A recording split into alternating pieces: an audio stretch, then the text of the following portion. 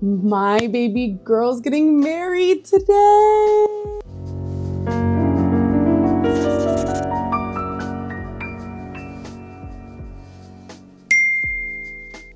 Love, what a journey it is. And I'm so proud of my best friend who has been a queen bee entrepreneur baddie since the moment I met her. But y'all, my baby's getting married. Like, what the heck?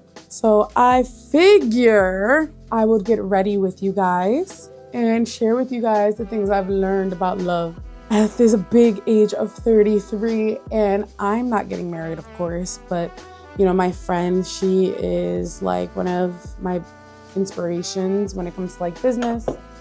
She's a good person, she's a good friend, and her wedding's 3 hours away. But you know what? We're locked in. We're gonna go in with a happy face. We're gonna take that commute with joy. But I've learned so much about love. I've learned so much about commitment, what marriage means. I'm still learning to this day, like from the Bible, what I'm supposed to be looking for in a spouse or in love. And it's a lot, guys. Like, love is so much deeper than you think, you know? I mean, obviously we know it's a deep thing, it's a serious thing, but when it comes to the Lord, love is everything. So we are gonna get ready for this wedding together. Your girl has 40 minutes to do her hair, do her makeup, and get dressed. Your girl already knows what she's wearing. I got this really cute dress from TikTok shop. Hopefully it's not too light. It's on the golder end, but I was thinking, I was like, is this like champagne or is this like a little bit too light for a wedding? Like, will people mistake it for white? But I don't think that they will. So I'm so excited, y'all. My hair, I just did a fresh wash and go yesterday. So she's gonna look good. The curls are gonna be lit. But I kind of want to go with like a dewy look. I don't want to go with like a full matte look or anything like that. I want to wear something that's gonna last all day. Let's get into it. If you guys enjoy these sort of videos, don't forget to give it a big thumbs up. Also, don't forget to hit the subscribe button and the notification bell so that we can see all my fire videos. I've been trying my best to be one of the long form content girlies that make it on YouTube. Like, I know that a lot of the people that start on YouTube stop because they went too short form. And I'm trying my best to just be true to myself and continue the momentum of long form creativity. I know I have to get with the times, but I also want to stay true to who I am as a creator. Short form is easy. Short form is easy. So I understand why people would go that route. The type of community I want to build is on long form content, and it's on my YouTube girlies. I just love you guys so much. And although I haven't built much of a community, like a lot of people come for what they want and then they leave, like a lot of people don't stay, but I would love to like build a community.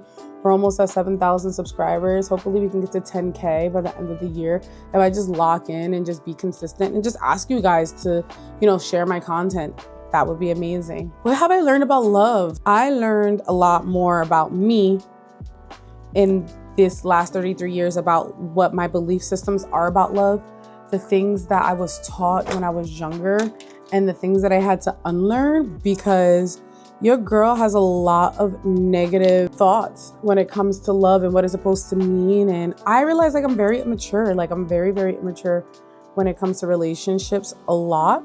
And I've also learned like what the true meaning of love is and what the purpose truly is behind it. So first things first, like your girl's only been in 3 relationships, okay? I've only had 3 boyfriends in my whole life. Have I dated way more than that? Absolutely. But I only have called 3 men my boyfriend. And I've said I love you to all 3 of them. But sometimes I question if I meant it. You know what I mean? Sometimes I question, did I say it because they said it, or did I say it because that's the right thing to do? I look back at like how God loves me because, and just so we're clear, we're going to be talking about Jesus a lot. My interpretation of love and the purpose of it is a direct interpretation of what God feels for me. Like there's this book in the Bible called Songs of Solomon, and it's a direct indication of how God loves us and how we should love each other and how tender and sweet and innocent it is.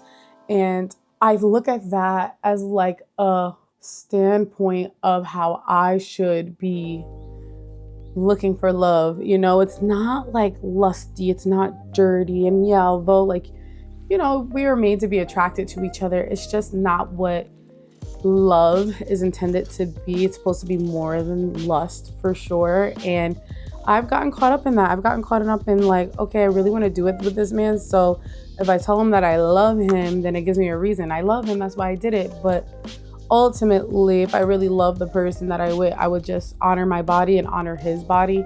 And yeah, those are like certain things that I've just kind of come across in my journey of like this single moment that I've been in for a really long time. And now that I'm here and I'm seeing all the people around me, it's just so funny how you attract, you know, the things that you want and what you're around, what you hang around. And all my friends are getting married. All my friends are either married, getting married, or in solid relationships. And it's kind of like, in my mind, I put way too much concealer, y'all. Like, that was a mistake. I did not mean to do that. But in an indirect way, I feel as if I've like attracted this into my life because I don't have a good example of like what marriage is, and what better way to know how to be prepped and prepared for marriage by being around others who are married and have been doing it, and they can share the good times of it and also the not so good times of it. I hear a lot of times where they're like, oh my God, there's times where I'm married and I'm like, why did I do this to myself? And then I also hear it's like one of the most beautiful things that you could do is like honor your spouse and be there for each other. So I am so excited for like my friend's journey through this. I know that she shared this publicly, so I don't mind sharing this publicly. I know that she had, they were planning on having a baby and that didn't work out. And I know that she is still like dealing with the hurt from that, especially being told for years and years and years that she can't have kids. And then when she actually has the opportunity to do it, just to be taken away from her, right? But I also feel like she's marrying a very God-filled man. I don't know him personally, but from the things that I hear, I feel like God wants them to, not to say that God did this to them. You know, I don't think that's what happened, but I think that God can use everyone's bad and turn it for your good. And they're going to ultimately have the desires that they want, like his will is done. I have faith that they'll find peace in that. But, you know, there's an order of ways, the ways that God wants things to be done. And when we talk about intimacy, I think about how you could just mess up with one little thing, like how you can just do one little thing out of order and it can cause confusion for generation to generation. Like even being in a family that has so many people who have, like I'm in a very blended family, like my sisters, I have a stepsister. I have had another stepsister that passed away recently. And when I try to explain to people my family tree, I had that realization of you grew up with so much confusion, and having children before marriage is like, I don't want anything to happen where my children are confused and have to explain their life. It should just be mom, dad, you know, and not to say that there's anything against that. I'm a result of being in a blended family, and my mom and my dad did it, you know, the way that they did it. But I also feel like I was a very confused child, and I'm still working through healing because I didn't grow up in the way that God intended it, which was two parents in a holy household. But I also feel like there's so many ways I've been used, even with my love life, with my spouses, because I grew up the way that I grew up. So there's goods and bads, you know what I mean? Like, again, God will turn every bad and use it for our good, because that's just the type of God he is. But he also is only in control of the things that we allow him to be in control of. Did you give God control of your love life? I wonder that all the time. I really, really want this relationship to work. I really, really, really want to be in love, and I'll stick it out because I feel like if I stick it out, you know, God will make it work, or I'll actually have that person and I won't be alone. Because for a lot of years, I felt very, very alone, you know, in my life, even with friendships. I felt very, very alone with, you know, just the way I grew up. People had their own priorities. My mom also had, as a single mom, had to take care of responsibilities, and I don't blame her. She did the best that she could, and so did my dad. My dad commuted. So I kind of feel like I was a very lonely kid as a result of my parents trying their best to take care of their responsibilities. But Sometimes I wonder the situations that I got myself in, if that's a direct result of the fact that I didn't get the love that I needed as a child. And it's not really necessarily love, it's just the intimacy of having a parent spend time with you. That's quality. And don't get me wrong, like I spent a lot of quality time with my dad and my mom. I mean, I spent a lot of time with my mom and dad, but I wouldn't necessarily say it was quality. You know, it's like we watched TV together, but did we actually talk about how we felt and emotions and our goals and dreams? No, it wasn't really like that. And I know there's people who grew up first, like I'm not complaining. How do you love someone when you were never taught how to love someone? I don't even know what I'm doing here. I don't even know how to love a partner. I don't even know when I'm being loved or when I'm running from love, when I'm comfortable and when I'm bored. And I just learned that the best way to love is by honoring God and loving everyone around me for one, but also giving people grace, knowing that I know I'm not perfect, but also accepting that others around me won't be perfect. And it's hard because you want things to be a certain way, and you want things to be a certain way because you want to protect yourself from being hurt. And when I say you, I mean I want to protect myself from being hurt. So I've learned throughout these years, like, girl, are you really in love? Are you staying in situations because it's the most comfortable thing? Are you afraid that you're going to be alone forever, right?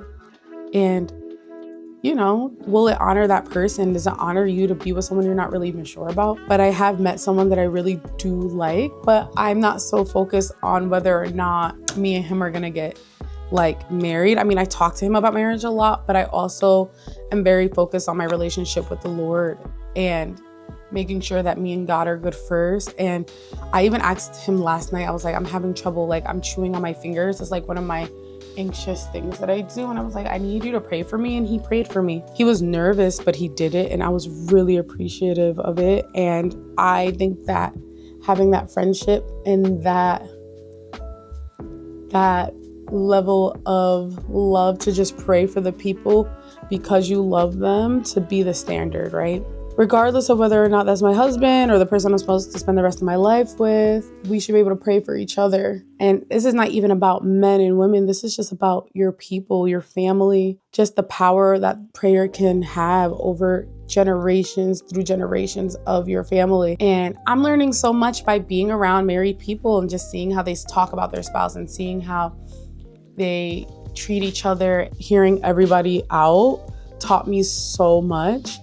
And I think one of my biggest learning lessons when it comes to love is be around married people, y'all. If you desire marriage, be around people who are married.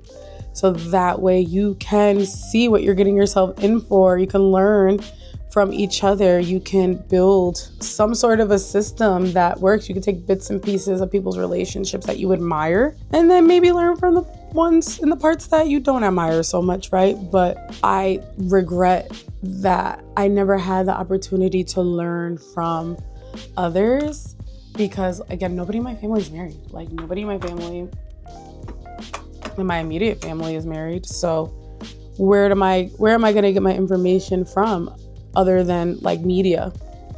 And what's in the media? Divorce this, divorce that, or hyper romance.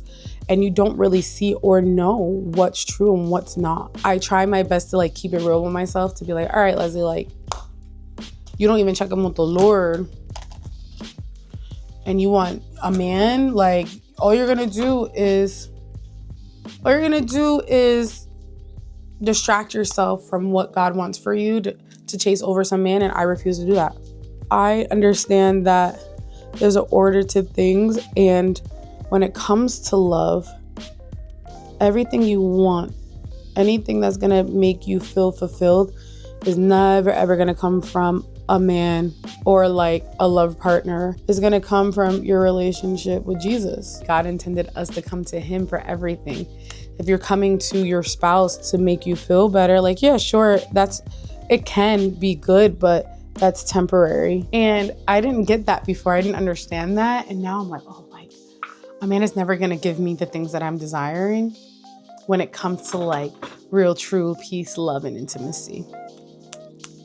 I learned that the hard way, and I'm glad to say that it was one of the best discoveries I ever made, because I don't idolize marriage anymore. I don't idolize being in a situation just so I can have someone. Like, I never was that person to begin with. I never stayed in a relationship because I was bored or anything like that.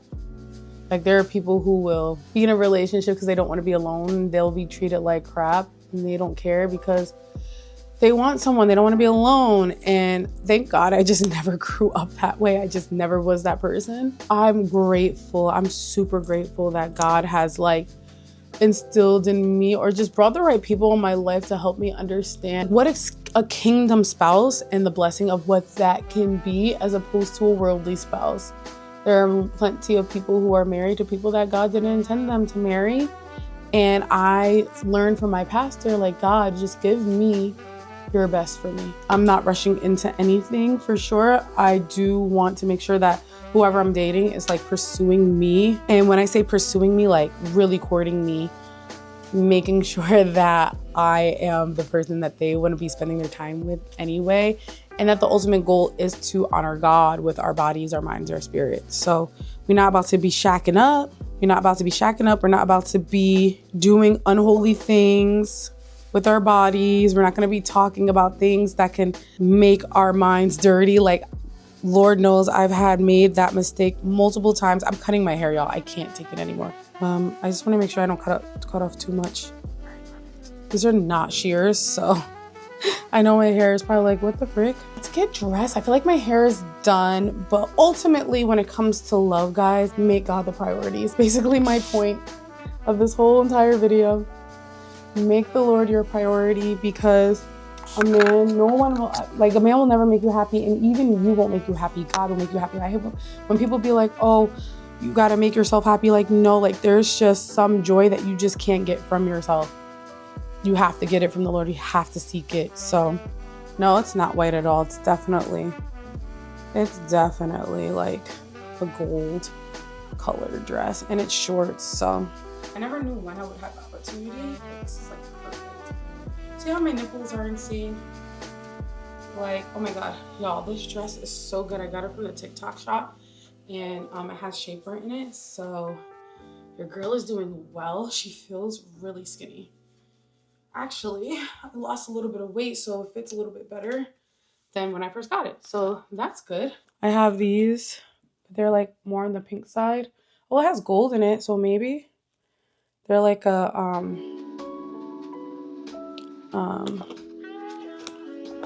an earring, like a cloth earring. They're like on the pinker. Maybe I will, because I'm wearing rose gold shoes.